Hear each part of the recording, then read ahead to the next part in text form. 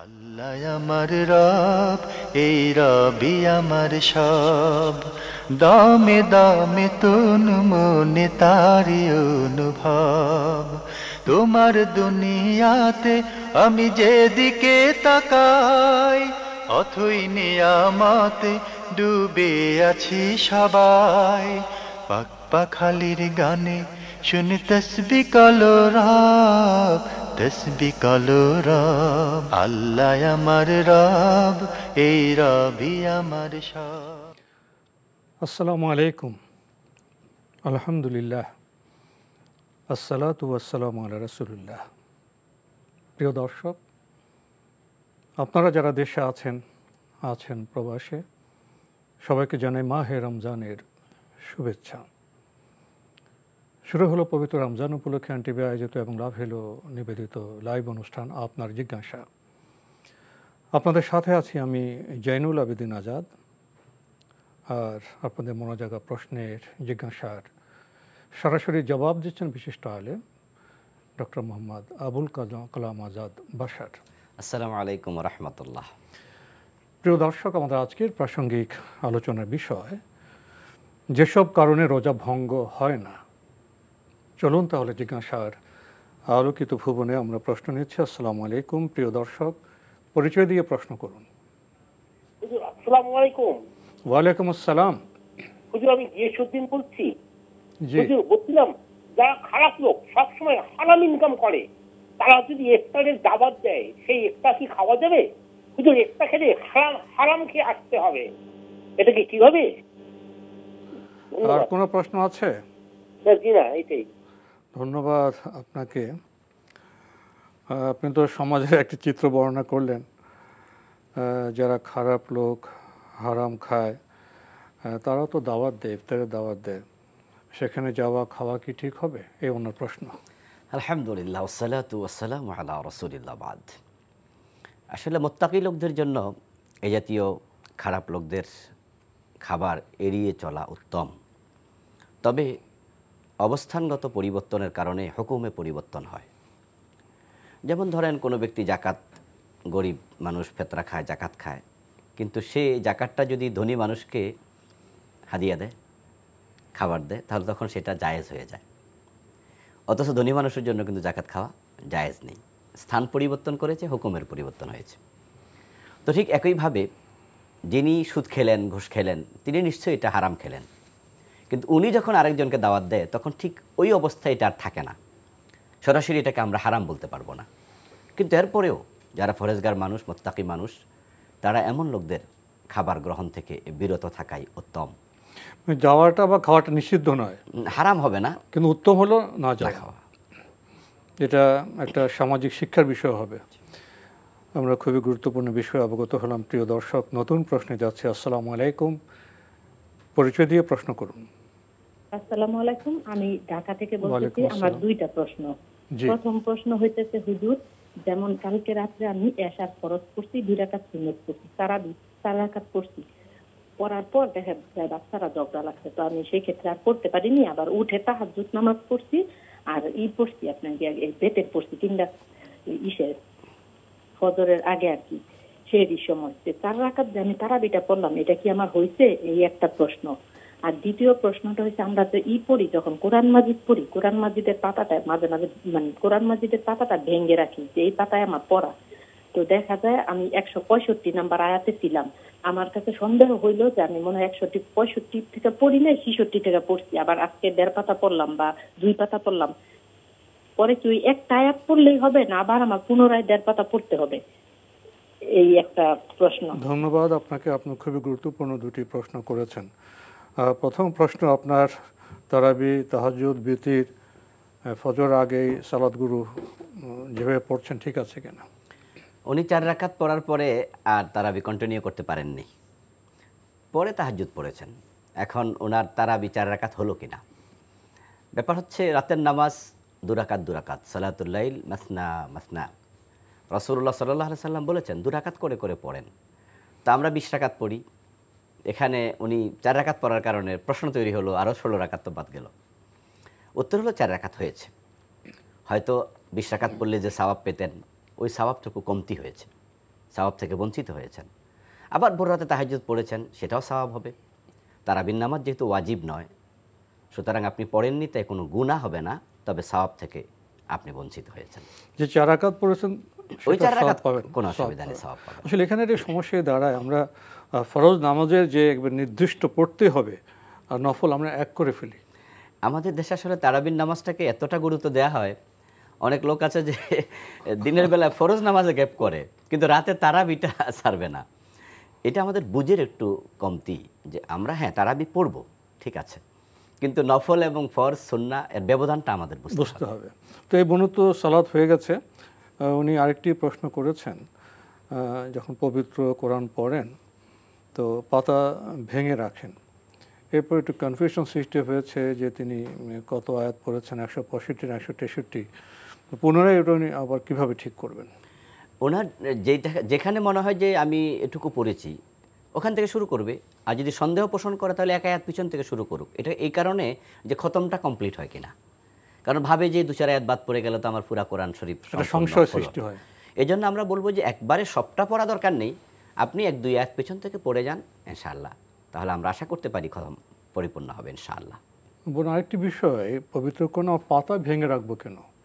পাতা ভাঙলে তো পৃষ্ঠাটির ক্ষতিগ্রস্ত হতে পারে, আমরা অন্য চিহ্ন দিতে পারি, চিহ্ন রাখতে পারি। আমরা নতুন প্রশ্নে যাচ্ছি। আসসালামু আলাইকুম প্রিয় দর্শক, পরিচয় দিয়ে প্রশ্ন করুন।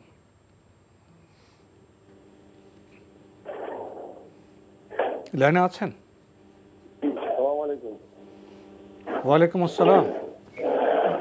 অনেক আওয়াজ পাচ্ছি, আপনি কি টেলিভিশনে ভলিউমটি কমিয়ে প্রশ্ন করবেন? আমরা আপনার আওয়াজ শুনতে পাচ্ছি। ওয়ালাইকুম আসসালাম। আসসালামু আলাইকুম ওয়া রাহমাতুল্লাহ। ওয়ালাইকুম আসসালাম ওয়া রাহমাতুল্লাহ।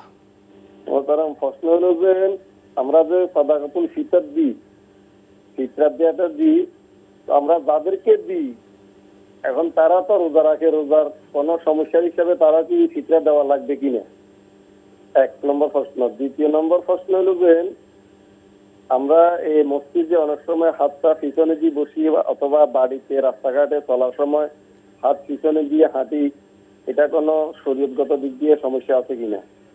3 নম্বর কথা হলো কবর পাশে আমরা 2টি প্রশ্ন নিয়ে থাকি প্রিয় দর্শক, আমরা 2টি প্রশ্ন নিয়ে থাকি। ধন্যবাদ আপনাকে আপনার প্রশ্নের জন্য। প্রথমে ফিতরা সংক্রান্ত প্রশ্ন। জি, যিনি গরিব মানুষ তিনিও তো রোজা রাখেন, ফিতরার মাধ্যমে যেহেতু রোজার ত্রুটি বিচ্ছুতিগুলো আল্লাহ তাআলা ক্ষমা করেন, তো গরিব মানুষের রোজায় তো ত্রুটি বিচ্ছুতি হতে পারে, তিনি কি ফিতরা দেবেন? চমৎকার প্রশ্ন। হ্যাঁ, তিনিও দিতে পারেন, কারণ তিনি তো অন্য থেকে পাচ্ছেন, পাওয়ার পরে তিনি যদি ভাবেন যে আমি আর একজন গরিবকে দেই, এটার কোনো অসুবিধা নেই, তবে তার জন্য দেয়া ওয়াজিব নয়, কারণ তিনি তো দাতা হওয়ার মতো সমর্থ তার নেই। তবে নিজের ত্রুটি বিচ্ছুতি থেকে মুক্তির জন্য গরিব রোজাদার তিনিও আরেক গরিবকে ফিতরা দিতে পারেন। ফিতরাত অঙ্ক তো খুব বেশি নয় না, অনেক সময় তো গরিব আবার নিজে পেয়েও তো থাকেন, সেই সময় সেই মৌসুমে তো বেশ কিছু অর্থ হাতে এসেও যেতে পারে। খুব সুন্দর প্রশ্ন করেছেন।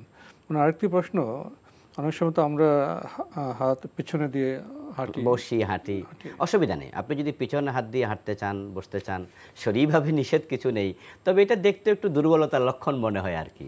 যারা পিছনে হাত দিয়ে হাঁটে তখন আমরা মনে করি যে মনে হয় একটু ক্ষতিতে আছে, কোনো দুশ্চিন্তায় আছে, কিন্তু শরীয়ত এটা বলেনি যে এই জাতীয় নাজায়েজ। প্রয়োজন হলেও কিন্তু সেটা করতেই পারে যদি কোনো প্রয়োজন দেখা দেয়। আমরা জানলাম বিষয়টি সম্পর্কে। প্রিয় দর্শক, নতুন প্রশ্নে যাচ্ছি। আসসালামু আলাইকুম, পরিচয় দিয়ে প্রশ্ন করুন। ওয়ালাইকুম আসসালাম, কাউসার আহমেদ রাজু, পিরোজপুর। জি ভাইয়া বলুন।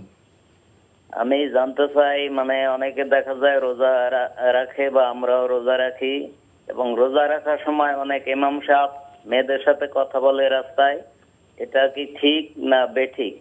এবং আমরাও যারা আছি আমাদেরও তো ঠিক নেই যে না রোজা রাখা মেয়েদের সাথে কথা বলবো রাস্তায়, এটা আমার মতে অযৌক্তিক আমি মনে করি। তারপরও আপনাদের প্রশ্ন থাকলো, এটা কতটুকু যুক্তি? ধন্যবাদ আপনাকে। আপনি এমন একটি প্রশ্ন করলেন, এটা নানা মাত্রার প্রশ্ন। ইমাম সাহেব তিনি তো মানুষ না, তিনি সমাজে বসবাস করেন, তার আত্মীয় স্বজন আছে। এখন মেয়েদের সাথে কথা বলা যাবে না, ইসলামিক এমন কোনো বিধান আছে? এখন আমরা তো দূর থেকে যা দেখি সবসময় যা ভাবি সেটা কি সঠিক, কি বলবেন? আসলে অনেক ইমাম সাহেব এই কথাটার মাঝে একটু আমরা সংশোধন দিতে চাই। কোন ইমাম সাহেব যদি বলতো তাহলে একটু ভালো ছিল। যাই হোক, হ্যাঁ, যদি পর্দা লঙ্ঘন করার মতো কথা বলেন, যে অপরিচিত কোনো নারী, বেগানা নারীর সাথে খোলামেলা কথা বলেন, সেটা ইমাম সাহেবের জন্য যেমন নাজায়েজ, এটা যারা মুক্তাদি মুসল্লি তাদের জন্য নাজায়েজ। এটা পর্দা সবার জন্য। অনেক সময় তো আপন আত্মীয়ের কিন্তু সাথে এমনও তো হতে পারে যে তিনি তার আপনজন, সে গায়রে মাহরাম নয়।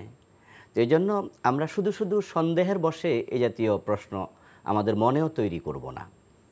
তবে হ্যাঁ, পর্দার বিধান সকলের জন্যই সমান, শুধু রোজার মাসের জন্যই এটা নয়, এটা শুধু ইমামের জন্য নয়, সবার এবং জন্য। শুধুমাত্র ইমাম সাহেবের জন্য নয়, এটা রোজার বাহিরে একই মাসালা, যে আমরা পর্দার ব্যাপারে অবশ্যই সতর্ক হব ইনশাআল্লাহ। আমরা জানলাম বিষয়টি সম্পর্কে। প্রিয় দর্শক, নতুন প্রশ্নে যাচ্ছি। আসসালামু আলাইকুম, পরিচয় দিয়ে প্রশ্ন করুন।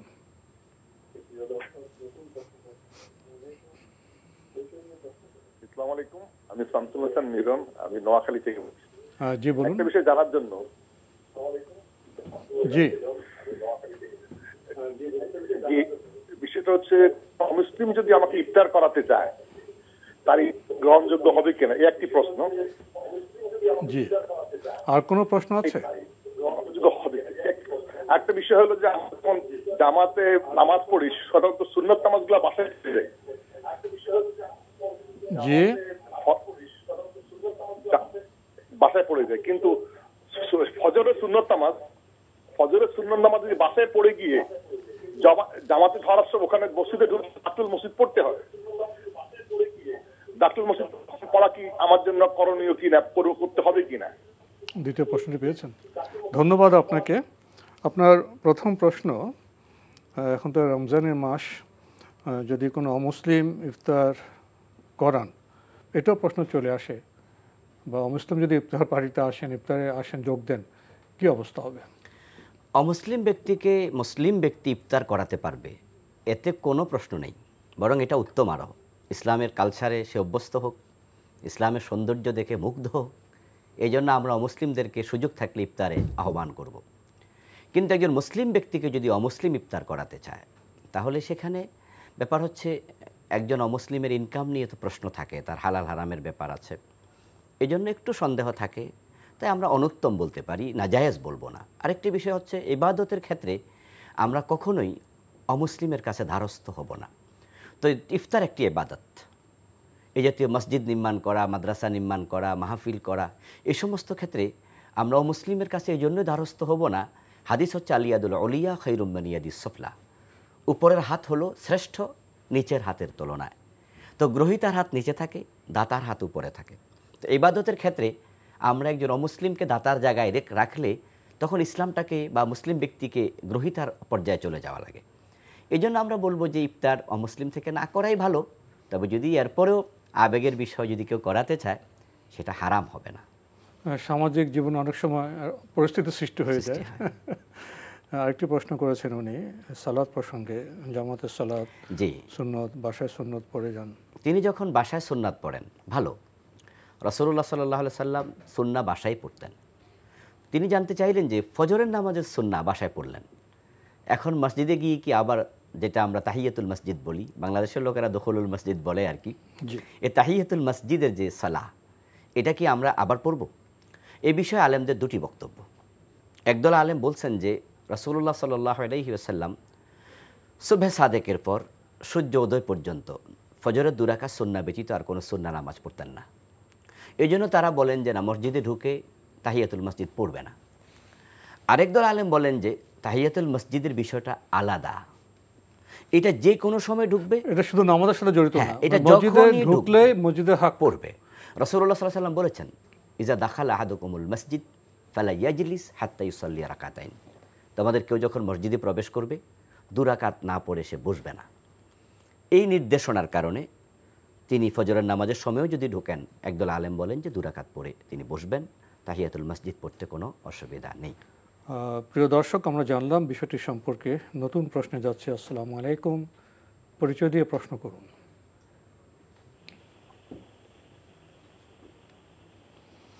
লাইনে আছেন? প্রিয় দর্শক, লাইনে থাকলে আপনার পরিচয় দিয়ে প্রশ্ন করুন। আসসালামু আলাইকুম। ওয়ালাইকুম আসসালাম। আমরা আপনাকে শুনতে পাচ্ছি। আসসালামু আলাইকুম। ওয়ালাইকুম আসসালাম। আপনার পরিচয় দিয়ে প্রশ্ন করুন।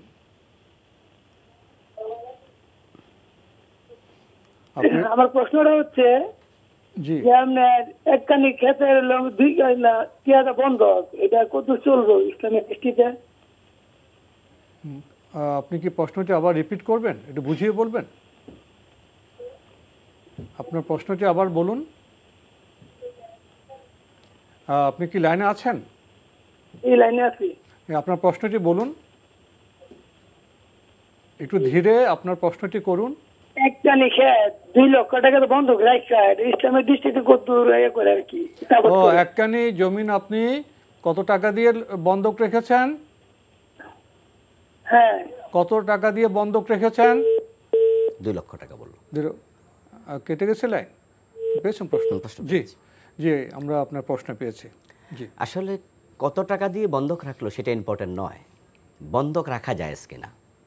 বন্ধক রাখা জায়েজ। রাসূলুল্লাহ সাল্লাল্লাহু আলাইহি সাল্লাম নিজে লৌহবর্ম যুদ্ধের অস্ত্র তিনি বন্ধক রেখেছিলেন। যখন কোনো প্রয়োজন হয় রেহান বন্ধক রাখতে কোনো অসুবিধা নেই। তবে সেই মারহুন যা বন্ধক রাখা হলো তা ব্যবহার করা যাবে কিনা সেটা নিয়ে প্রশ্ন ওঠে। বন্ধকের পদ্ধতি কি হলো? হ্যাঁ, এখন যা বন্ধক রাখা হলো সেটা আপনার কাছে গচ্ছিত আমানত, এটা টাচ না করাই হচ্ছে উত্তম। তবে কিছু কিছু ক্ষেত্রে মাল ধ্বংস হয়, নষ্ট হয়। যেমন কারো পুকুর বন্ধক রাখা হলো, তো যদি সেখানে মাছ চাষ না করে, এটা শুধু জমি বন্ধক রাখা হলো, ফসল করলো না, শুধু নষ্ট হয়ে গেল। ইসলাম তো সম্পদ নষ্ট করতে বলে না। এই জন্য এক্ষেত্রে যদি ইউজ করে সুদের সম্ভাবনা থাকে, প্রশ্ন উঠল। ইউজ না করলে মাল নষ্ট হলো, প্রশ্ন উঠল, তাহলে কি করবে? তখন আমরা বলি যে এখানে নতুন আরেকটি চুক্তিবদ্ধ হওয়া দরকার। সেটা হচ্ছে আমরা যে মালটা ব্যবহার করব তার জন্য আলাদা ভাড়া দেব। যদি আমি কিছু ভাড়া দেই তাহলে আমরা ভাড়ায় যেমন কিছু ইউজ করতে পারি, সেটা ভাড়া হিসাব ইউজ করলে সুদের কোনো সম্ভাবনা আর। তাহলে উনি তো আপনার জমি বন্ধকের বিনিময়ে তো টাকা নিলেন, তাহলে জমি ব্যবহার করলে সেখানে আরেকটা চুক্তি, নতুন একটা চুক্তি নেবে। ফসলটা কি হারে কে পাবে সেটা এই চুক্তি তারা যেটাই করুক। যেমন ধরো শুধুমাত্র যদি বলে যে ফসলটা আমিই নেব, আপনার এই জমিটা আমার কাছে বন্ধক আছে, আমি আপনাকে মাসে 5,000 টাকা দিলাম, 10,000 টাকা দিলাম, বছরে 10,000 টাকা দিলাম। এই নতুন চুক্তির কারণে তখন আগেরটা স্থগিত হবে, তখন সুদের সম্ভাবনা তৈরি হবে না। এইভাবে যদি সে ব্যবহার করে ভাড়া দেয় তাহলে অসুবিধা নেই, ব্যবহার যখন টাকা ফেরত দেবেন জমি ফিরে পাবেন। হ্যাঁ, আমরা জানলাম বিষয়টি সম্পর্কে। প্রিয় দর্শক, নতুন প্রশ্নে যাচ্ছি। আসসালামু আলাইকুম, পরিচয় দিয়ে প্রশ্ন করুন। ওয়ালাইকুম আসসালাম। আসসালামু আলাইকুম। ওয়ালাইকুম আসসালাম। হুজুর, আমি কুমিল্লা থেকে আবুল হাসেম। জি, আমার একটা প্রশ্ন, নিকট আত্মীয়, স্বামী নেই, ফ্ল্যাট আছে, অন্য কোনো ইনকাম নেই, এই অবস্থাকে জাকাতের টাকা দেওয়া যাবে কিনা? তিনি কি জাকাত যোগ্য? ওনার কি নেশাব পরিমাণ সম্পদ নেই? ওনার সম্পদ আছে কিছু, কিন্তু এগুলা বিক্রি করতে পারতেছে না বা কোনো ঝামেলা আছে আর কি। মানে ওনার থাকার জায়গা আছে, কিন্তু আপনার থাকার জায়গা তো শুধু নয়, চলতে তো অনেক টাকা পয়সা লাগে, মানে চলার মতো অর্থ নেই। জি জি জি, ধন্যবাদ আপনাকে। আমরা খুব গুরুত্বপূর্ণ প্রশ্ন পেলাম। জি, যদি কারো আর্থিক সঙ্গতি না থাকে তাকে জাকাত দেওয়া যাবে। হতে পারে তার প্লটের দাম কোটি টাকা, কিন্তু তার বাড়তি কোনো ইনকাম নেই। এই অবস্থায় আমরা তাকে কি বলবো? তাকে ফকির বলবো না, তাকে বলবো মিসকিন। মিসকিন আর ফকির তো পার্থক্য আছে। আল্লাহ তাআলা কিন্তু খাত দুটি আলাদা করেছেন, ইন্নামা সাদাকাতু লিল ফুকারা ওয়াল মাসাকিন। তাহলে বোঝা গেল ফকির মিসকিন এক জিনিস নয়, ভিন্ন দুটি জিনিস। ফকির হলো মান লাইসা লাহু শাই, যার কিছুই নেই, তাকে বলা হয় ফকির। আর মিসকিন মান লাহু শাই, যার কিছু আছে কিন্তু চলার সঙ্গতি নেই। তো এখন ওনার কোটি টাকার প্লট আছে, কিন্তু বাট ওনার ইনকাম নেই। পানি বিল কে দেবে, বিদ্যুৎ বিল কে দেবে, খাবার টাকা লাগবে, অসুস্থতা। আমরা দেখব যে আদৌ আর্থিক সঙ্গতিটা আছে কিনা। যদি থাকে তাহলে জাকাত দেওয়া জায়েজ হবে না, আর যদি আর্থিক সঙ্গতি না থাকে তাহলে ঘোড়ায় চড়ে আসলেও তাকে জাকাত দেওয়া জায়েজ। খুবই গুরুত্বপূর্ণ বিষয় আমরা জানলাম। প্রিয় দর্শক, আমাদের আজকের প্রাসঙ্গিক আলোচনার বিষয় যেসব কারণে রোজা ভঙ্গ হয় না। সাধারণত আমরা তো এই প্রশ্ন বা এই ধরনের জবাব কমই পাই। তো আজকে আপনার কাছ থেকে জানবো যেসব কারণে রোজা ভঙ্গ হয় না। অনেকগুলো কারণ আছে, তা আমি এক এক করে সংক্ষেপে বলবো আর কি। 1 নাম্বার, অনিচ্ছাকৃত বমি হলে রোজা ভাঙবে না, যদি মুখ ভর্তি বমিও হয়। আর ইচ্ছা করে যদি কেউ বমি করে বেশি করে, তাহলে রোজা ভেঙে যাবে। রোজা অবস্থায় স্বপ্নদোষ হলে রোজা ভাঙে না। এবং কাউকে রক্ত দিলে রোজা ভাঙবে না, তবে বেশি পরিমাণ দিলে শরীর দুর্বল হয়, তাই মাকরু বলা হয়। সুরমা, কাজল, সুগন্ধি ইত্যাদি ব্যবহার করলে রোজা ভাঙবে না। মশা মাছি যদি ভুলে পেটে চলে যায় তাহলে রোজা ভাঙবে না। ভুলে খেয়ে ফেললে? সেটাই, পেটে চলে গেল, খেয়ে ফেললো, ভাঙবে না। ভুলে পানাহার করলে রোজা ভাঙবে না, যদি পেট পুড়েও করে, মনেই নাই তিনি রোজা রেখেছেন, খেয়ে নিয়েছেন বেশি করে, হঠাৎ মনে হয়েছে, তাহলে খাবার বন্ধ করে দেবে। যা খেয়ে ফেলেছে আল্লাহ খাওয়িয়েছে, আল্লাহ পান করিয়েছে, রোজা ভাঙবে না। শরীর বা মাথায় তেল ব্যবহার করলে রোজা ভাঙবে না। রোজা অবস্থায় অজ্ঞান হয়ে গেলে, বেহুশ হয়ে গেলে রোজা ভাঙবে না। রোজা অবস্থায় মেসোয়াক করলে, কাঁচা অথবা পাকা যে ডাল দিয়ে করুক, রোজা ভাঙবে না। ইনহেলার নিলে রোজা ভাঙবে না। নাকে ড্রপ স্প্রে ব্যবহার করলে যদি গলার ভিতরে চলে যায় তাহলে রোজা ভেঙে যাবে, যদি সে পর্যন্ত না পৌঁছে রোজা ভাঙবে না। খাবার ঠিক আছে কি না মাঝে মাঝে টেস্ট করতে হয়, কারণ স্বামী খুব রাগী অথবা বড় কোনো অনুষ্ঠান, একটু জিহ্বাতে নিয়ে চেকে ফেলে দেবে, রোজা ভাঙবে না। স্ত্রীকে যদি সহবাস ব্যতীত জড়িয়ে ধরে অথবা চুম্বন করে রোজা ভাঙবে না, তবে এটা না করা উত্তম। সহবাসের পরে যদি গোসল না করে সাহারি খেয়ে ফেলে, মনে করার কোনো কারণ নেই যে আমি তো অপবিত্র, রোজা হয়নি, রোজা ভাঙবে না। গরমের কারণে যদি একাধিকবার গোসল করে রোজা ভাঙবে না। চোখে বা নাকে যদি ড্রপ ব্যবহার করে এবং সেটা গলার ভিতরে চলে না যায়, গাল পর্যন্ত আসার পর থুতু ফেলে দেবে, রোজা ভাঙবে না। ক্রিম, মেকআপ, লিপস্টিক, ঠোঁটে গ্লিসারিন ইত্যাদি ব্যবহার করলে রোজা ভাঙবে না। আতর বা পারফিউম দিলে তাও রোজা ভাঙবে না। থুতু গিলে ফেললে, থুতু যদি আসে অধিক পরিমাণে জমিয়ে গিললে মাকরু হবে, স্বাভাবিক গিললে, কিন্তু স্বাভাবিকভাবে গিললে কিচ্ছু হবে না। আরও কিছু জানবো যদি সময় আমাদের থাকে। আমরা আবার প্রশ্নে যাচ্ছি। প্রিয় দর্শক, আমরা প্রশ্ন নিব। আসসালামু আলাইকুম, পরিচয় দিয়ে প্রশ্ন করুন। ঢাকা কামরাঙ্গীরচর থেকে বলছি, আমার নাম মোহাম্মদ বাবুল হোসেন। জি ভাইয়া বলুন। আমি জানতে চাচ্ছি যে আমরা জানি যে 3 বেলা নামাজ পড়া হারাম, সেই ক্ষেত্রে আসরের আগে পরে, মাগরিবের আগে আগে যে সময়টা নামাজ পড়া হারাম, ওই সময় যদি কেউ মসজিদে ঢুকে 2 রাকাত নামাজ পড়ে, মানে মসজিদের জন্য, সেটা কি ঠিক হবে কিনা? ধন্যবাদ। আর কোনো প্রশ্ন আছে? আরেকটা প্রশ্ন ছিল, আমরা যারা ফজরের নামাজ পড়ি, তারা নামাজটা জামাতের কতক্ষণ পরে আবার পুনরায়, যে আমি যে সুন্নত পড়তে পারলাম না, সেটা কতক্ষণ পরে পড়তে হবে? এই 2টা প্রশ্ন। জি, ধন্যবাদ আপনাকে। উনি বলছেন যে 3টার সময়ে নামাজ পড়া হারাম, তো মসজিদে 2 রাকাত সালাত, সেটার কি অবস্থা হবে? নিষিদ্ধ সময়ে মসজিদে প্রবেশ করলে আমাদের পরামর্শ থাকবে একটু অপেক্ষা করুক, একটু দাঁড়িয়ে থাকুক, কারণ নিষিদ্ধ সময়টা তো খুব লম্বা নয়। এই সময় নামাজ না পড়ে একটু অপেক্ষা করে তারপরে আপনি সুন্নাহ তাহিয়াতুল মসজিদ পড়ে তারপরে বসবেন। আরেকটি প্রশ্ন করেছেন যে ফজরের সুন্নত পড়তে পারেননি, তো সেটা ফরজ সালাতে কতক্ষণ পরে পড়বেন? এ নিয়ে 2টি বক্তব্য আছে। একটা হচ্ছে সালাম ফিরানোর সাথে সাথে আপনি পড়তে পারেন। রাসূলুল্লাহ সাল্লাল্লাহু আলাইহি সাল্লাম নামাজ শেষ করলেন, আল্লাহর এক বান্দা সাহাবী তিনি দাঁড়িয়ে 2 রাকাত নামাজ পড়ছেন। রাসূলুল্লাহ সাল্লাল্লাহু আলাইহি সাল্লাম উনি সালাম ফিরানোর পরে বললেন, ফজরের নামাজ কি 2 বার পড়তে হয়, 4 রাকাত পড়তে হয়? তিনি বললেন, ইয়া রাসূলুল্লাহ, আমি তো সুন্নাহ পড়তে পারিনি, ওই সুন্নাহটা পড়লাম। আল্লাহর হাবিব সাল্লাল্লাহু আলাইহি সাল্লাম চুপ থাকলেন। আরেকটি হাদিসে পাওয়া যায়, ফাকালা ফালা ইযান, তারপর তিনি বললেন যে ও আচ্ছা তাই, অসুবিধা নেই। এই জন্য আপনি সালাম ফিরানোর পরপর সুন্নাহ পড়তে পারবেন। আরেকটি মত হচ্ছে সূর্য ওঠার পরে আপনি সুন্নাহ পড়ে নেবেন, সেটাও আপনি করতে পারেন। আমরা জানলাম বিষয়গুলি সম্পর্কে। প্রিয় দর্শক, নতুন প্রশ্নে যাচ্ছি। আসসালামু আলাইকুম, পরিচয় দিয়ে প্রশ্ন করুন। লাইনে আছেন? লাইনে থাকলে পরিচয় দিয়ে প্রশ্ন করুন। আসসালামু আলাইকুম। ওয়ালাইকুম আসসালাম। হ্যাঁ, যেটি স্পষ্ট করে ধীরে আপনার প্রশ্নটি করুন। আসসালামু ওয়ালাইকুম আসসালাম। আমার প্রশ্নটি হচ্ছে যে নামাজের ভিতরে মানে সেজদায় দোয়া কবুল হয়, তো সেখানে কি আমরা যে প্রত্যেক রাকাত নামাজ পড়ি সেই নামাজে যদি সেজদায় যে দোয়া করি সেইভাবে কি দোয়া কবুল হবে, নাকি নামাজ শেষ করে পরে আলাদা একটা সেজদা দিয়ে তারপরে ওই সেজদাতে যে দোয়া করুন ওইভাবে দোয়া কবুল হবে? এটা জানতে চাইছিলাম। জি, আর কোনো প্রশ্ন আছে? হ্যাঁ, আরেকটা প্রশ্ন হচ্ছে যে আমরা তো বাসায় সূরা তারাবি পড়ি, তো সাথে আমার খালা পড়ে, তাই সে অনেক কিছু জানে না, আমার সাথে পড়ে, তো তখন আমি যে পড়ি সূরা, সে যেটা না পারে সেটা শুনলে তার নামাজটা হয়ে যাবে, এটা জানার ছিল। ধন্যবাদ আপনাকে, গুরুত্বপূর্ণ দুটি প্রশ্ন করেছেন। প্রথম প্রশ্ন, সালাতে সেজদায় দোয়া কবুল হয়, এটা ভালো না সালাত শেষ করে দোয়া করলে ভালো?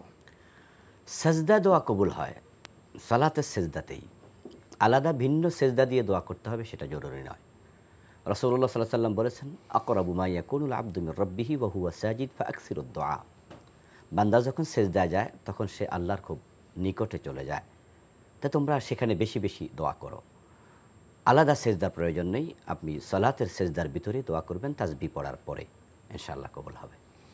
আরেকটি প্রশ্ন করেছেন যে ওনারা বাসায় সূরা তারাবি পড়েন, তো যারা ওনাদের সাথে বাসায় পড়েন কেউ তো জানে না, তো শুনলে কি তাদের নামাজ হবে? এখন ব্যাপার হলো, যিনি একবারে জানেনই না তার ব্যাপারে তো আর কি বলা যাবে, তিনি শুনবেন, আরেকজনকে অনুসরণ করবেন। এখন নামাজ হবে কিনা আল্লাহ ভালো জানে, কারণ নামাজে তো কেরাত পড়া ফরজ। এখন এই ফরজে তার ঘাটতি হয়ে গেল, তো চরম ঘাটতি হয়ে গেল, কি করবে? এখন নামাজ ছেড়ে দেবে? তাও তো যাবে না। তাই তিনি শুনবেন, কিন্তু তাকে আমরা বলবো তিনি শিখতে চেষ্টা করুন, কারণ যেহেতু নামাজটি আলাদা তাই দুজনকে কেরাত পড়তে হবে। এই অবস্থায় জীবন চলে যাবে, কেরাত শিখাই হবে না, শুনতে শুনতে আল্লাহ ছাড়বেন না, কারণ শিখা তো ফরজ। কিন্তু শিখার আগ পর্যন্ত তিনি শুনুন এবং যিনি নামাজ পড়ছেন তার অনুসরণ করুন, আল্লাহর কাছে ক্ষমা চান, আল্লাহ চাইলে ক্ষমা করতে পারেন। খুব চমৎকার পরামর্শ আমরা পেলাম। প্রিয় দর্শক, শেখার চেষ্টা করতে হবে, শেখার চেষ্টার সাথে সাথে যে সীমাবদ্ধতা আছে সেই সীমাবদ্ধতা নিয়েই সালাত আদায় করতে হবে। আমরা নতুন প্রশ্নে যাচ্ছি। আসসালামু আলাইকুম।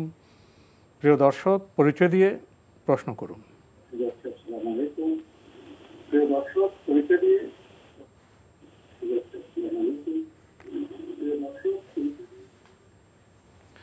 টেলিভিশনের ভলিউমটি কমিয়ে প্রশ্ন করুন। আমি নুরুল ইসলাম, ঢাকা থেকে। জি, আর প্রশ্ন হল, শুক্রবারে জুমার নামাজ পড়তে যদি তাহিয়াতুল ওযু আর দখুল মসজিদ এই দুই দুই করে 4 রাকাত পড়ে, তাহলে কাবল জুমার পড়া দরকার আছে? আর কোনো প্রশ্ন আছে? ধন্যবাদ আপনাকে। আসলে শেখ, একটি বিষয় লক্ষণীয়, আমরা সব বিষয়ে যখন জ্ঞান অর্জন করতে চাই অধ্যয়ন করি, কিন্তু সালাতের বিষয়টা লক্ষ্য করা যায় যে আমরা শুনে শুনে সালাত শিখি।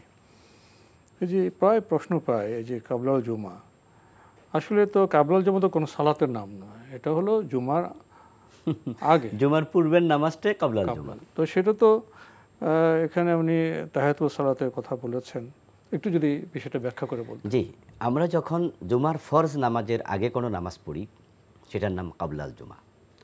জুমার 2 রাকাত ফরজের পরে যখন নামাজ পড়ি সেটার নাম বাদাল জুমা। কিন্তু কাবলাল জুমা নামে, বাদাল জুমা নামে আলাদা কোনো নামাজ নেই। তো আপনি যখন মসজিদে প্রবেশ করেছেন, আপনি তাহিয়াতুল ওযু 2 রাকাত পড়লেন, তাহিয়াতুল মসজিদ 2 রাকাত পড়লেন, এনাফ। জুমার আগে তো 4 রাকাত হয়ে গেল। এরপর যে সময় হাতে থাকে আরও পড়তে থাকুন, 2 রাকাত করে খতিব বের হওয়ার আগ পর্যন্ত আপনি পড়তে থাকেন। হ্যাঁ, আগে যা পড়েছেন সেটাই এনাফ, আলাদা কোনো কাবলাল মসজিদ নামাজ নেই, কাবলাল জুমা নামাজ নেই। আমরা জানলাম বিষয়টি সম্পর্কে। প্রিয় দর্শক, নতুন প্রশ্নে যাচ্ছে। আসসালামু আলাইকুম। পরিচয় দিয়ে প্রশ্ন করুন। হ্যালো, আসসালামু আলাইকুম। ওয়ালাইকুম আসসালাম। আমি জিনিয়া থেকে বলছি, সীমা। জি, আমি জানতে চাচ্ছি যে আমার শুধু 4 ভরি স্বর্ণ আছে, এটা কি জাকাত আসবে? অনেকে বলে 2 ভরি স্বর্ণ থাকলে পেয়েছেন জাকাত প্রশ্ন? হবে।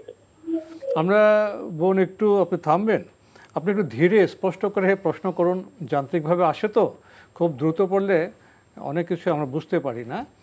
একটু ধীরে আপনার প্রশ্নটা আবার রিপিট করবেন। হ্যাঁ, আমার 4 ভরি স্বর্ণ আছে। জি জি। আমার টাকা নেই, শুধু 4 ভরি স্বর্ণ আছে, এটা কি জাকাত আসবে? অনেকে বলে যে 2 ভরি থাকলে জাকাত দিতে হবে। জি ধন্যবাদ আপনাকে, এই প্রশ্ন পেয়েছি। আপনার কি আর কোনো প্রশ্ন আছে? না জি না।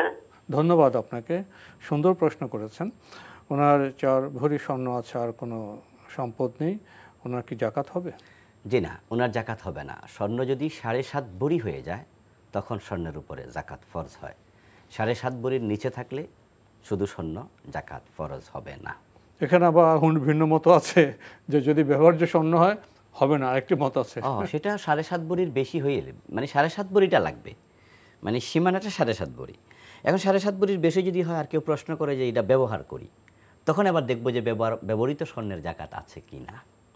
কিন্তু এমনিতে সীমাটা হলো 7.5 পর্যন্ত, ব্যবহার করুক আর না করুক। যদি 7.5 ভরির বেশি হয়ে যায় তখনই জাকাতের প্রশ্নটা তৈরি হবে। কিন্তু 7.5 ভরির নিচে যদি থাকে, ধরেন শুধু 7 ভরি স্বর্ণ কারো কাছে আছে, সেটা ব্যবহার করলেও জাকাত আসবে না, ব্যবহার না করলেও জাকাত আসবে না।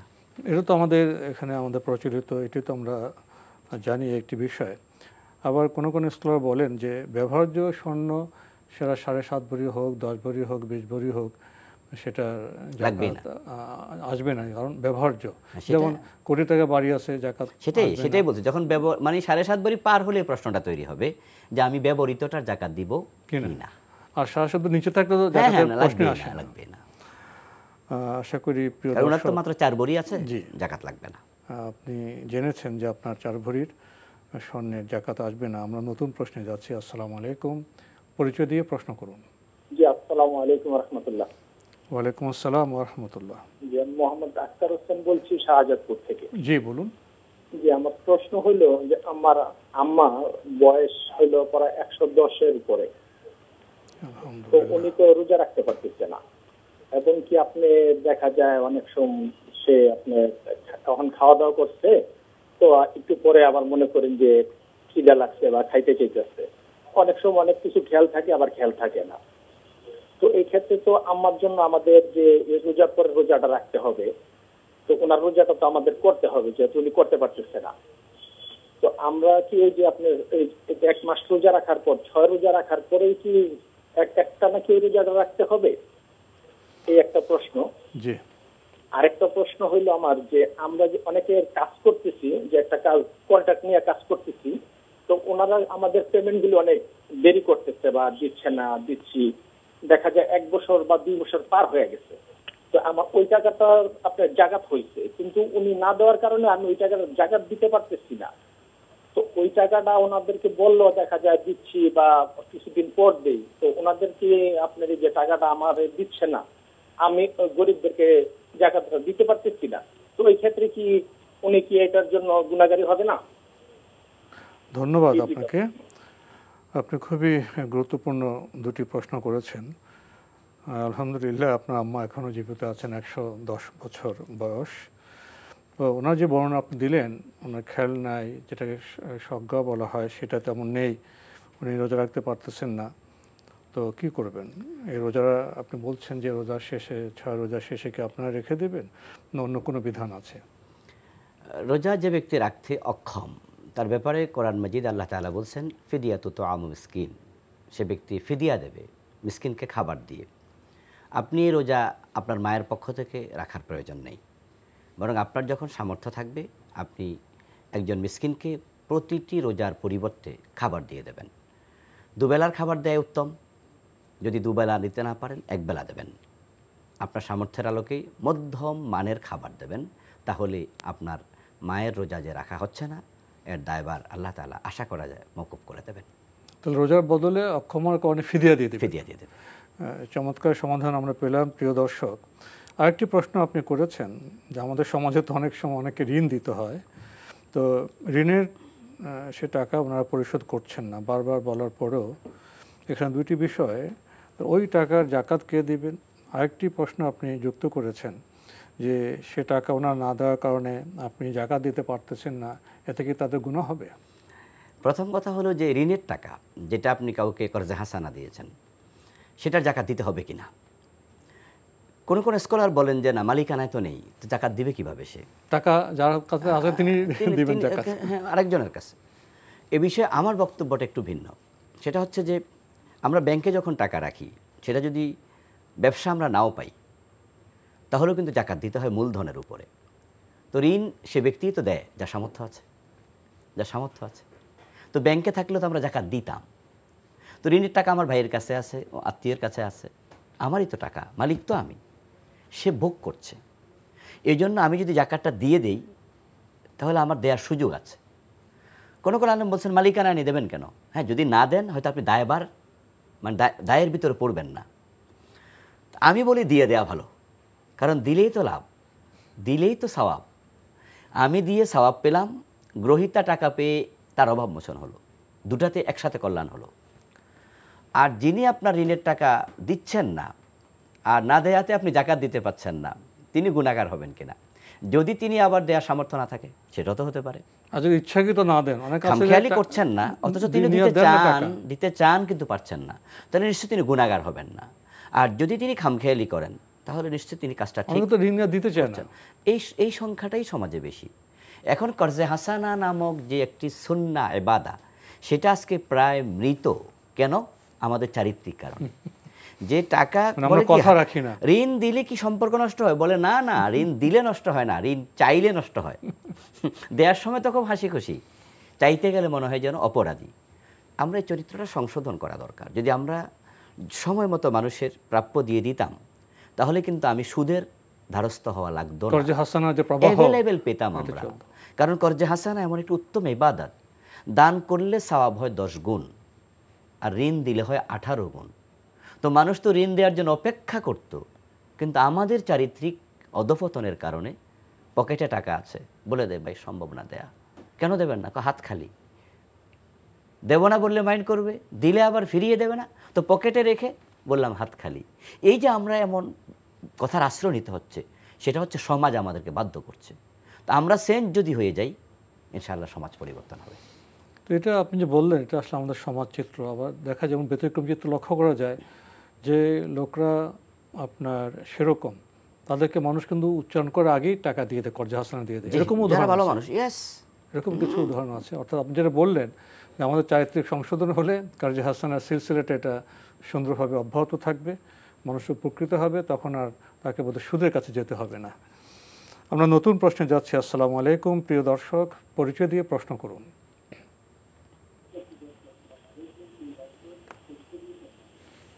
হ্যালো, আসসালামু আলাইকুম। ওয়ালাইকুম আসসালাম। হ্যালো, জি আমরা আপনাকে শুনতে পাচ্ছি। আসসালামু আলাইকুম, পরিচয় দিয়ে প্রশ্ন করুন। আমি পঞ্চগড় থেকে বলছিলাম, আমার নাম টুটুল। জি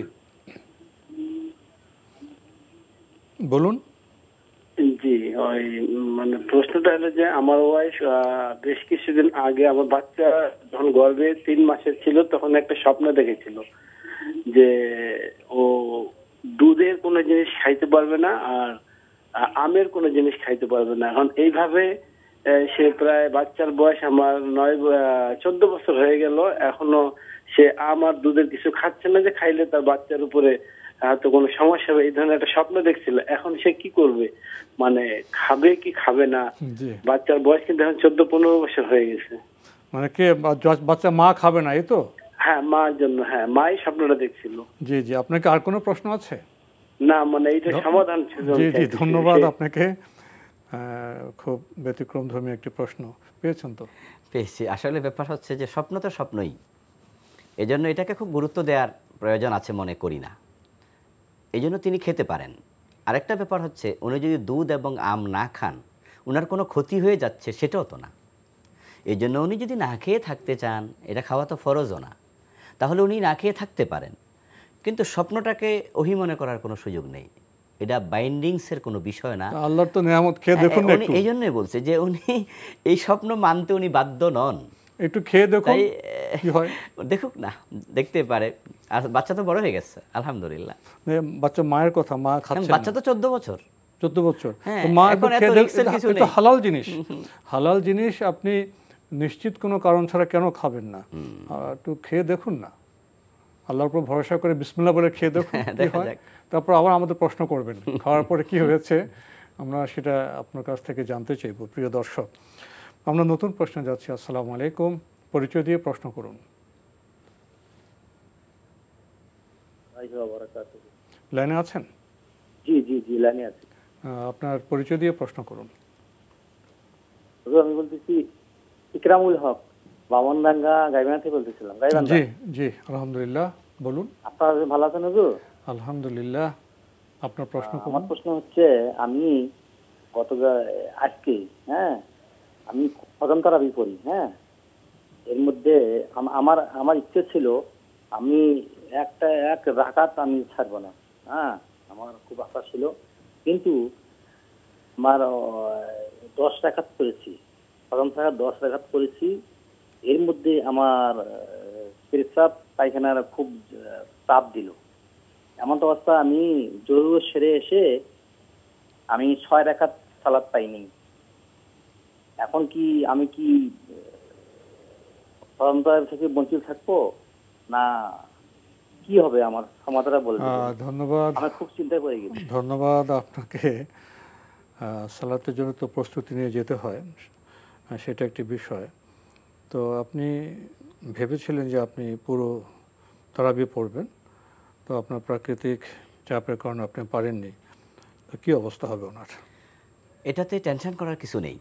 রাসূলুল্লাহ সাল্লাল্লাহু আলাইহি ওয়াসাল্লাম কিয়ামুল লাইলে তথা তারাবির নামাজে কোরআন খতম করেছেন, এই জাতীয় কোনো বর্ণনা পাওয়া যায় না।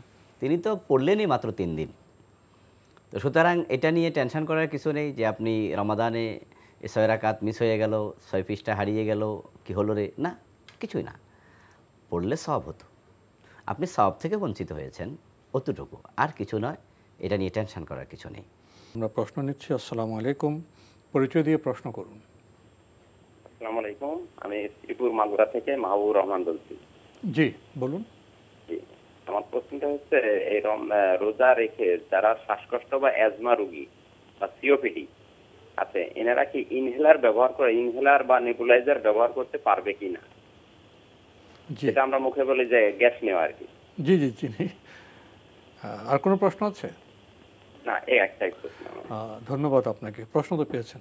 জি, একান্ত বাধ্য হলে নিতে পারবে, অসুবিধা নেই। কারণ হচ্ছে এটা তাদের শ্বাসনালীতেই থেকে যায়, এটা স্টোমাক পর্যন্ত, খাদ্যনালীতে পৌঁছে না।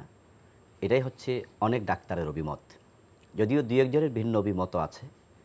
তো আমরা এই জন্য বলবো এড়িয়ে চলা ভালো, কিন্তু এই কারণেই রোজা ভাঙবে না, বরং একান্ত বাধ্য হলে তা নেবে এবং রোজাও চালিয়ে যাবে। আমরা জানলাম খুবই গুরুত্বপূর্ণ বিষয়ে। প্রিয় দর্শক, নতুন প্রশ্নে যাচ্ছি। আসসালামু আলাইকুম, পরিচয় দিয়ে প্রশ্ন করুন। লাইনে আছেন? হ্যালো, আসসালামু আলাইকুম। ওয়ালাইকুম আসসালাম। হ্যালো, আপনাকে শুনতে পাচ্ছি, আপনার পরিচয় দিয়ে প্রশ্ন করুন। জি, আপনার পরিচয় দিয়ে প্রশ্ন করুন, আমরা আপনাকে শুনতে পাচ্ছি। আসসালামু আলাইকুম। ওয়ালাইকুম আসসালাম। জি, আমি সোহেল, খঞ্জনপুর, জয়পুরহাট। জি ভাইয়া, বলুন। আমি বলতে চাই যে ডক্টর আবুল কালাম বাদশার ভাই, উনি কি সুস্থ আছেন, ভালো আছেন, না এখন কোথায় থাকেন? এটা তো একান্ত ব্যক্তিগত প্রশ্ন। আলহামদুলিল্লাহ সুস্থ আছি, ভালো আছি। জবাব দিচ্ছেন তো গত কয়েকদিন ধরে। আপনার প্রশ্ন আছে? জি না, আর কোনো প্রশ্ন নেই, পরে কথা বলবো। ধন্যবাদ আপনাকে। আমরা নতুন প্রশ্নে যাচ্ছি। আসসালামু আলাইকুম, প্রিয় দর্শক, পরিচয় দিয়ে প্রশ্ন করুন।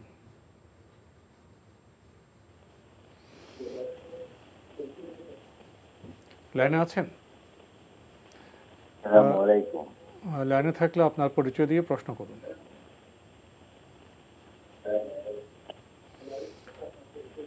আসসালামু আলাইকুম, প্রিয় দর্শক, লাইনে থাকলে আপনার পরিচয় দিয়ে প্রশ্ন করুন।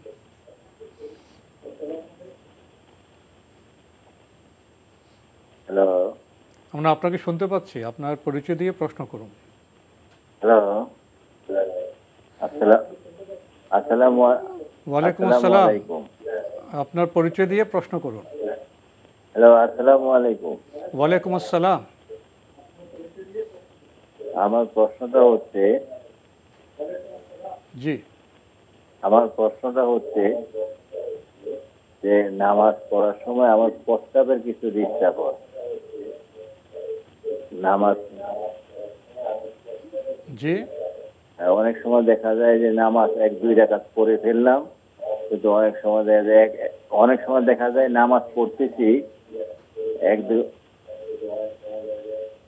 জি বলুন।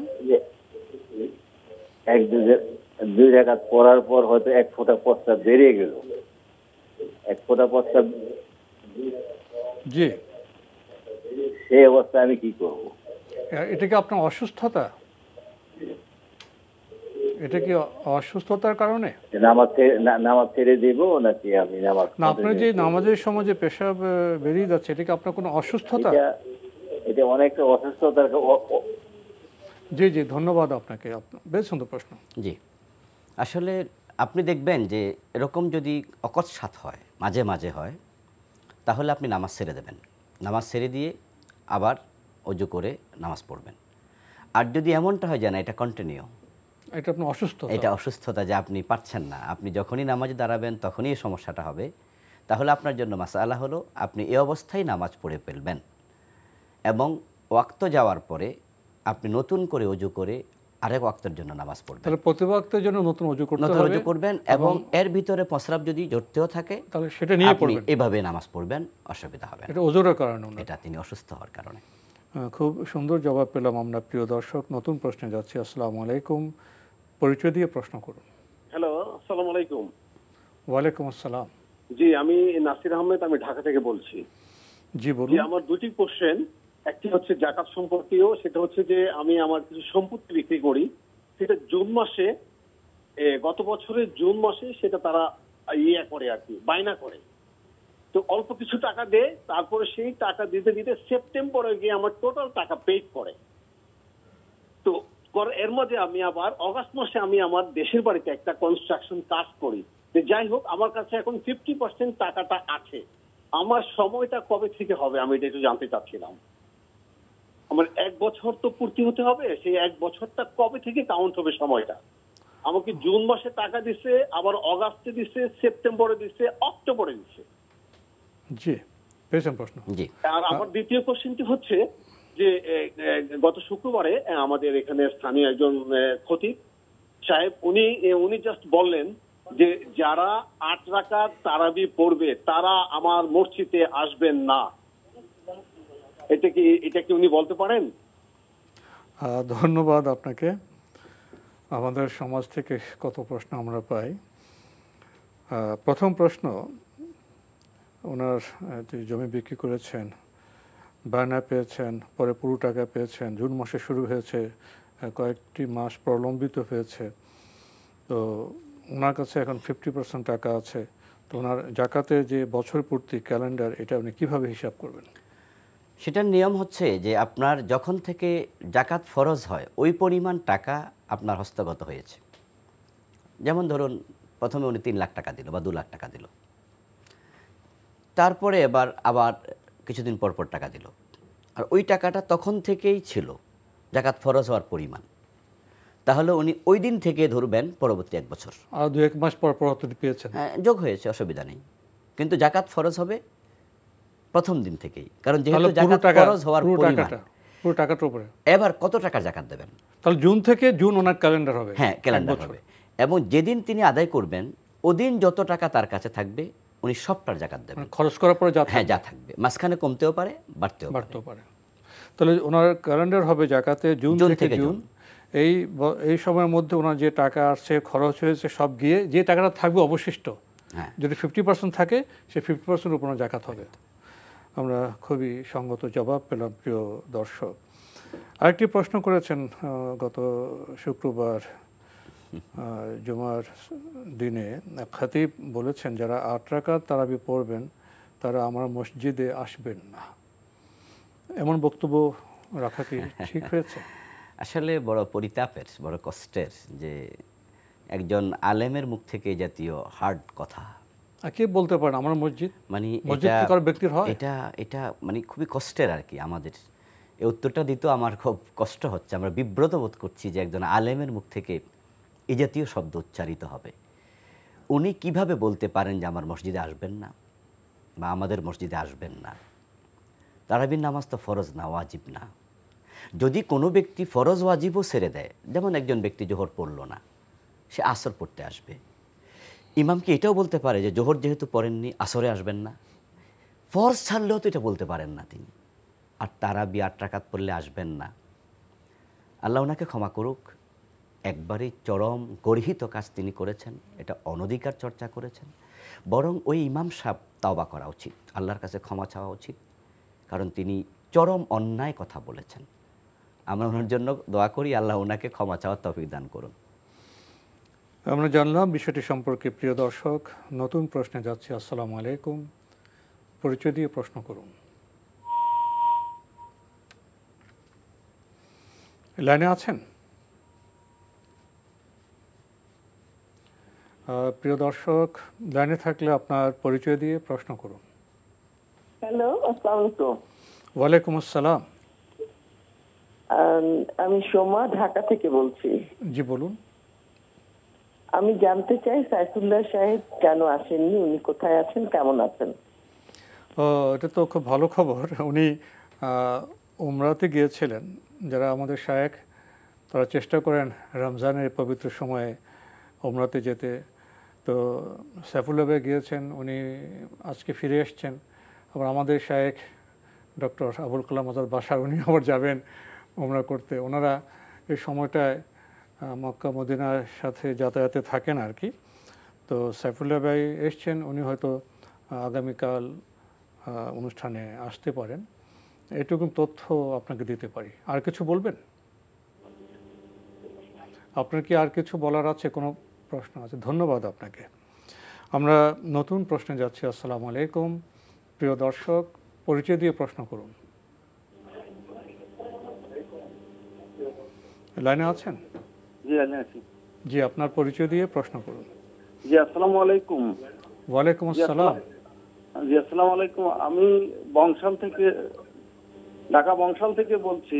জি বলুন। বলুন।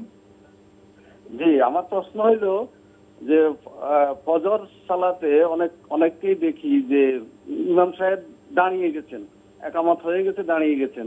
এই সময় কিছু লোক এসে সুন্নতের নিয়ত করে এবং খুব তাড়াহুড়ো করে সুন্নত আদায় করার পর আবার জামাতে শরীক হয়। এটার শরিয়ার মানে সাপোর্ট কি, ভিত্তি কি, এই সম্পর্কে যদি দয়া করে একটু বলেন। আপনার কি আর কোনো প্রশ্ন আছে? না, আমার আপাতত ধন্যবাদ আপনাকে, প্রশ্ন তো পেয়েছেন। জি, আসলে একামতের পরে ফরজ নামাজ ব্যতীত কোনো নামাজ নেই। কালান নবী সাল্লাল্লাহু আলাইহি ওয়াসাল্লাম, ইযা উকিমাতিস সালাহ ফালা সালাতা ইল্লাল মাকতুবা।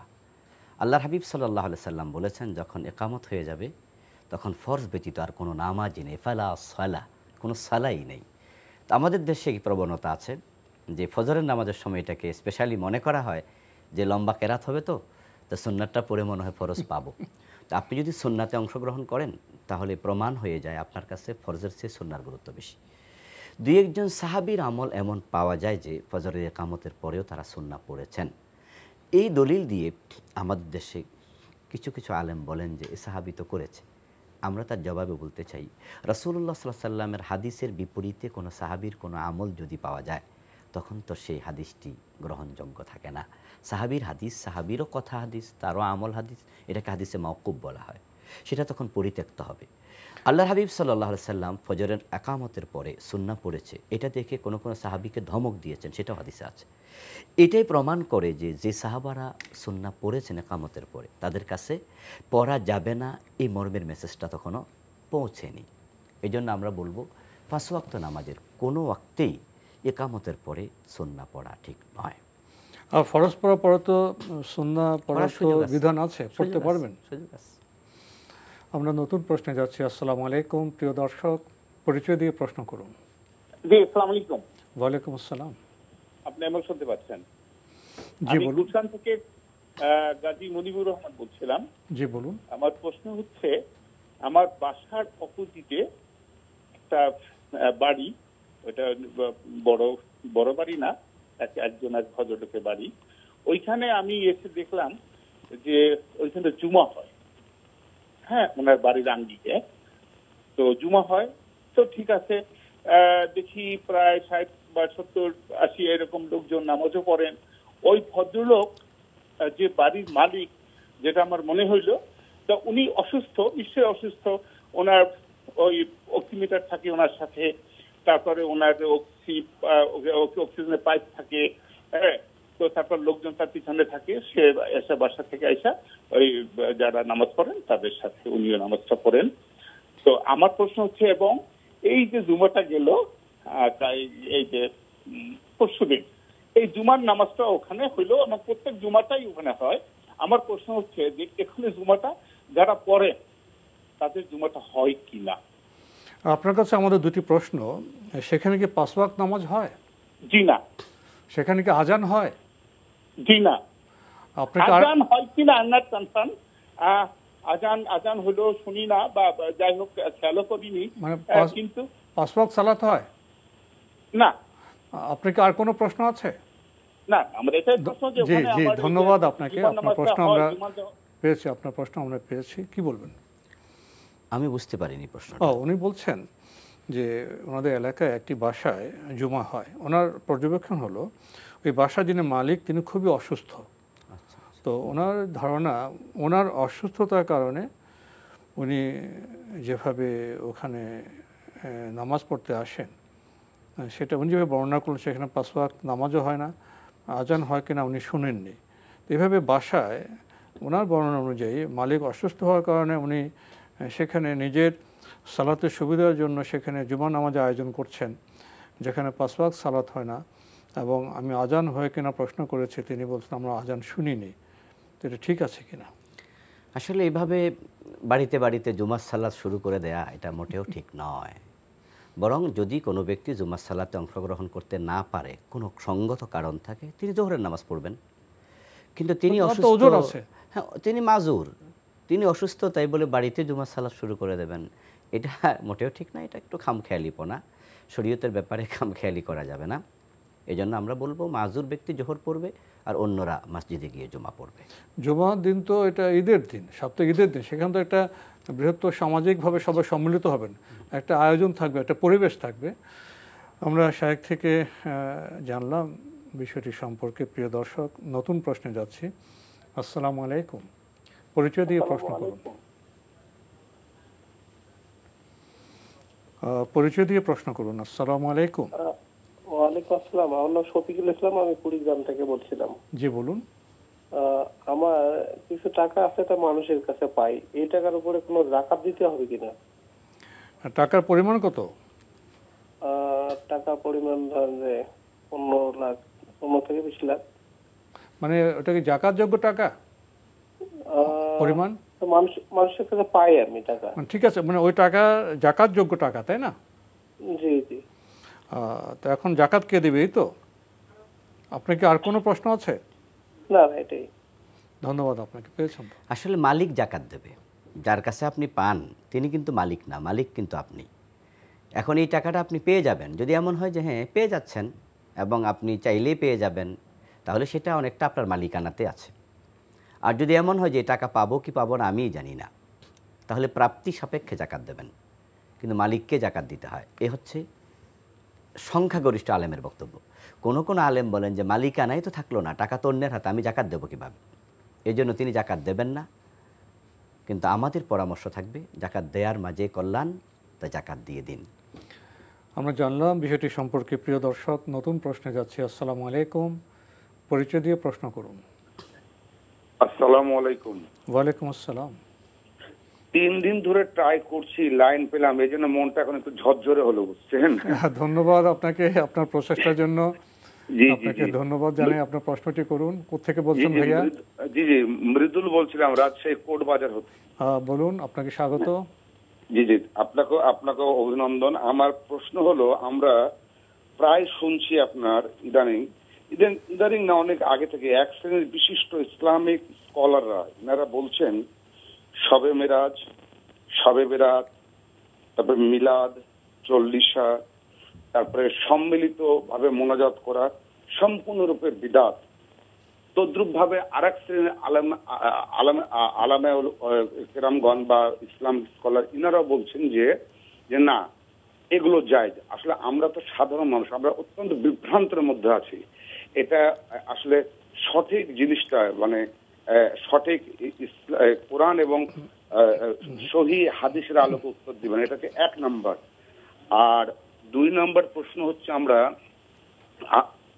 আমার 2 নম্বর প্রশ্ন হচ্ছে আমাদের প্রিয় নবী রাসূলুল্লাহ সাল্লাল্লাহু আলাইহি ওয়াসাল্লাম নবুয়ত প্রাপ্তির আগে বা নবুয়ত প্রাপ্তির পরে উনি নিজে কোনো স্বর্ণ অলংকার ব্যবহার করেছেন কিনা, আর ব্যবহার করলে উনি মানে কতটুকু ব্যবহার করেছেন বা আমি কতটুকু ব্যবহার করতে পারবো, এই দুটোই আমার প্রশ্ন। আসসালামু আলাইকুম। ওয়ালাইকুম আসসালাম, ধন্যবাদ আপনাকে প্রশ্নের জন্য। আপনার প্রথম যে প্রশ্নটি, এটা তো আসলে একটা সামাজিক প্রশ্ন, অনেক বিষয় এখানে চলে এসছে এবং আমরা সময়ের একেবারে শেষের দিকে। আপনার প্রশ্ন আসলে একটু সময় নিয়ে জবাব দিতে পারলে ভালো হতো। আপনি বলছেন যে শবে মেরাজ, শবে বরাত, চল্লিশা, মিলাদ, এসব বিষয় নিয়ে 2টি মত আপনি লক্ষ্য করেছেন আমাদের সমাজে। কেউ কেউ বলছেন যে এগুলো পালন ঠিক নয়, কেউ কেউ বলছেন যে এগুলি পালন ঠিক। আপনার প্রশ্ন হলো আমরা সাধারণ মানুষ কোন দিকে যাব? আমরা সাধারণ মানুষ রাসূল সাল্লাল্লাহু আলাইহি ওয়াসাল্লাম আমাদের যেদিকে যেতে বলেছেন আমরা সেদিকে যাব, কোরআন যেদিকে আমাদের যেতে বলেছেন আমরা সেদিকে যাব। এখন সেদিকে যাওয়ার পথ কি? আসলে ব্যাপার হচ্ছে যে হ্যাঁ, কথা বলার মতো তো দুদলই আলেম আছে, দুদিকে আছে, কিন্তু আপনি দেখবেন যে কোরআনের এবং সুন্নাহর ডকুমেন্ট দিয়ে কে কথা বলছে, আর রাসূল এগুলো করেছেন কিনা। যে যদি কেউ বলে যে হ্যাঁ এটা কোরআনে আছে, এটা হাদিসে আছে, আল্লাহ বলেছেন, রাসূল বলেছেন, তিনি করেছেন এবং সেখানে তিনি ডকুমেন্ট দিতে পারেন, তাহলে দলিল মেনে নেবেন, কোনো অসুবিধা নেই। কিন্তু কেউ আন্দাজে বলল, ঘুরিয়ে পেঁচিয়ে বলল, অসুবিধা কি, করলে অসুবিধা কোথায়, এগুলো তো দলিল নয়। যারাই বলবেন যে এগুলো সবে মেরাজ আছে, রাসূল নিশ্চয় মেরাজে গিয়েছেন, কিন্তু সে রাত্রি ইবাদত কি হাদিস দিয়ে সাব্যস্ত? সবে মেরাজ সত্য, সবে মেরাজের তাৎপর্য আছে, কিন্তু ইবাদত কি সেদিন? বলছি যে সেটা কি হাদিসে আছে, রাসূল কোনো ইবাদত করেছেন? যদি নাই তা আপনি কেন করবেন? ঠিক সবে বরাতের রাত আছে, লাইলাতুন নিসফে মিন শাবান, কিন্তু সে রাতে যে আমরা সবাই মিলে হৈ হুল্লোড় করে ইবাদত করছি, দল বেঁধে যাচ্ছি, আমরা মনে করি যে সাহাবায়ে কেরাম রাদিয়াল্লাহু তাআলা আনহুম কি এভাবে গিয়েছেন? এখন আমরা দেখব যে কোন আলেম দলিল ভিত্তিক কথা বলছে। যখন আমরা দেখব দলিল ভিত্তিক কথা বলছে কোনো আলেম, তখন আমরা দলিলটা মেনে নেব, কিন্তু আন্দাজে কথা বললে আমরা সেটা মানব কেন? আপনি বিভ্রান্ত হওয়ার তো কোনো কারণ নেই, আপনি দেখুন না কে দলিল ভিত্তিক কথা বলছে। আরেকটি বিষয় হলো, ইলম তো আপনার জন্য শিখা ফরজ, আপনিও পড়ুন, স্টাডি করুন, তাহলে কে সত্য বলছে আর কে অসত্য বলছে, ব্যাঠিক কথা বলছে, সেটাও তো আপনি নিজে বুঝতে পারবেন। প্রিয় দর্শক, দলিলের দিকে মনোযোগী না হওয়ার কারণে আমাদের সমাজে কোনো পৃথিবীর বিভিন্ন দেশের সমাজে অনেক কিছু প্রচলন ঘটে গেছে। একটা হলো প্রচলন, মুসলিম সমাজে প্রচলন, আরেকটি হলো ইবাদত হতে হলে আল্লাহ বলতে হবে, রাসূল পথ প্রদর্শন করতে হবে, এই দুটো মিলিত আমাদের ইবাদত। এখানে আমাদের একটু অন্বেষণ করতে হবে, অন্বেষী হতে হবে, তাহলে আমরা সহজে বোধে পথ পেয়ে যাব। আরেকটি প্রশ্ন করেছেন আমাদের শেষের দিকে সময়ে, রাসূল সাল্লাল্লাহু আলাইহি ওয়াসাল্লাম কখনো স্বর্ণ ব্যবহার করেছেন কিনা, বা স্বর্ণ ব্যবহার করলে পুরুষ কতটুকু স্বর্ণ ব্যবহার করতে পারবেন? পুরুষের জন্য স্বর্ণ ব্যবহার করা নিষেধ, এটা করবে না। আর রৌপ্য রাসূল সাল্লাল্লাহু আলাইহি ওয়াসাল্লাম ব্যবহার করেছেন আংটি হিসাবে, ছোট একটা আংটি, রৌপ্য, হ্যাঁ একটা ছোট আংটি ছিল, এটার মাঝে তিনি সিলমোহর হিসাবে তিনি ব্যবহার করতেন, কিন্তু স্বর্ণ তিনি ব্যবহার করতে নিষেধ করেছেন। রৌপ্য তো পুরুষ ব্যবহার করতে পারবে, হ্যাঁ ব্যবহার করতে পারবে, আর স্বর্ণ ব্যবহার করতে নিষেধ করেছেন, পুরুষ স্বর্ণ ব্যবহার করবে না। প্রিয় দর্শক, সময়ের কারণে আমরা আজকে আর প্রশ্ন নিতে পারছি না, তবে আপনাদের অবগতির জন্য জানাতে পারি আপনার জিজ্ঞাসা অনুষ্ঠানটি আপনারা এনটিভি অনলাইনেও দেখতে পারবেন। ভিজিট করুন www.ntbbt.com। এছাড়া ইউটিউবে এবং আমাদের ভেরিফাইড ফেসবুক পেজেও আমাদের অনুষ্ঠান দেখতে পারবেন। আজকে চমৎকার সময় আমরা কাটালাম প্রিয় দর্শক, আপনাদের মূল্যবান প্রশ্নের আলোকে। আপনারা প্রশ্ন করেছেন, শায়েখ জবাব দিয়েছেন, আমরা আলোকিত হয়েছি। আল্লাহ আমাদের কবুল করুন। আপনাদের সবাইকে ধন্যবাদ। শায়েখ ডক্টর আবুল কালাম আজাদ বাশার, আপনিও কষ্ট করে গত কয়েকদিন আমাদের সময় দিয়েছেন, অনেক চাপের মধ্য থেকেও, এজন্য আপনাকে জানাই বিশেষভাবে ধন্যবাদ। জাযাকুমুল্লাহ। প্রিয় দর্শক, দেখা হবে ইনশাআল্লাহ আগামীকাল একই সময়ে। মহান আল্লাহ আমাদের সবাইকে নিরাপদে রাখুন, রাখুন শান্তিতে। আসসালামু আলাইকুম। আল্লাহ আমার রব, এই রবি আমার সব, দামে দামে তুন মনে তারি অনুভব। আল্লাহ আমার রব, এই রবি আমার সব, দামে দামে তুন